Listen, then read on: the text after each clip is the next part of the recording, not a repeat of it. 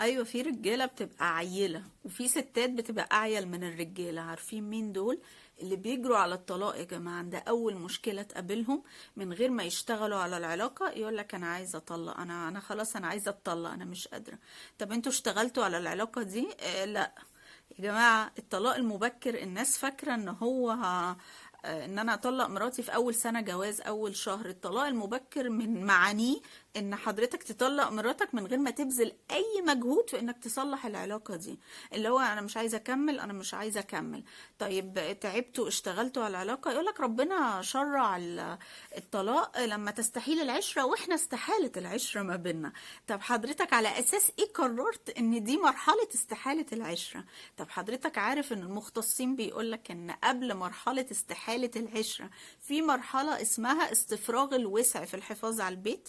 يعني بذل الوسع، يعني ابذل اقصى ما اللي اقدر عليه علشان احافظ على البيت. هل انت عملت كده؟ رحت الماريج كونسلتنت، رحت الاستشاري زوجي، قعدت مع مراتك، رحتوا شفتوا استشارتوا حد دينيا واخلاقيا نعمل ايه؟ سألت، اتكلمت مع اهلها، قعدت معاها مرة واتنين، حاولت تصلح العيوب اللي فيك، حاولتي تصلحي العيوب اللي فيكي؟ ولا فجأة كده خدتوا قرار ان احنا هنعمل بلوك وهنفركش وكأنكم اتنين متصاحبين مش اتنين متجوزين؟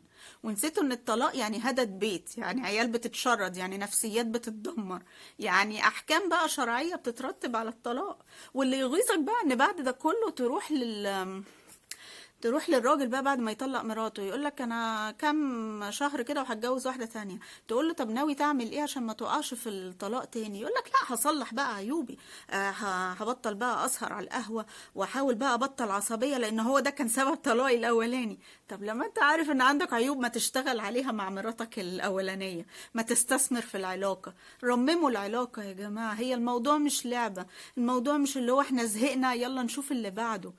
خلي بالك وخلي بالك، انت ممكن تتحول لراجل ظالم. انت ظلمت واحدة معاك وكده بتبقى اناني. الكون كله بيدور حواليك. لما تعبت طلقت، وكده بتبقى متسرع، وكده بتبقى عيل، وكده بتبقى مش ناضج. اشتغلوا، رمموا، اتعبوا. اروح اعمل، اسأل، استشير. خلاص استحالت العلاقة، خلاص امساك بمعروف او تسريح باحسان. محدش هيقولك حاجة، بس اتعب الاول، اشتغل الاول. مش اي حاجة يلا انتي طالق، يلا خلاص انا مش مكمل.